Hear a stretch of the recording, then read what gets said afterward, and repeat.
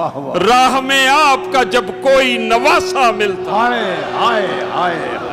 ہائے ہائے ہائے ہائے ساری صدیوں پہ جو بھاری ہے وہ لمحہ ملتا، کاش سرکار دو عالم کا زمانہ ملتا، اور آپ کو دیکھتا طائف میں دعائیں دیتے،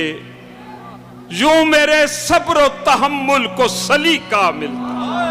واہ واہ واہ واہ کیا کہنے، سبحان اللہ سبحان اللہ۔ آپ کو دیکھتا طائف میں دعائیں دیتے،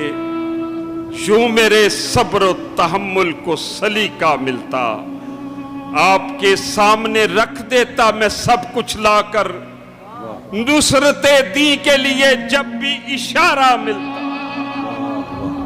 وہ اپنا گھر بار لٹا دیتا تو اس کے بدلے حب سرکار مدینہ کا خزانہ ملتا۔ واہ واہ واہ واہ آپ کے پیچھے کھڑے ہو کے نمازیں پڑھتا، واہ واہ آپ کے قدموں کے پیچھے مجھے سجدہ ملتا، واہ واہ واہ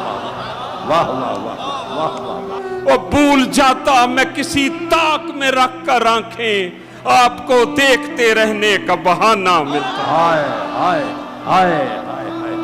زندہ باد آپ کی طرح بٹھاتا میں اسے شانوں پر، واہ واہ راہ میں آپ کا جب کوئی نواسا ملتا، ہائے ہائے ہائے ہائے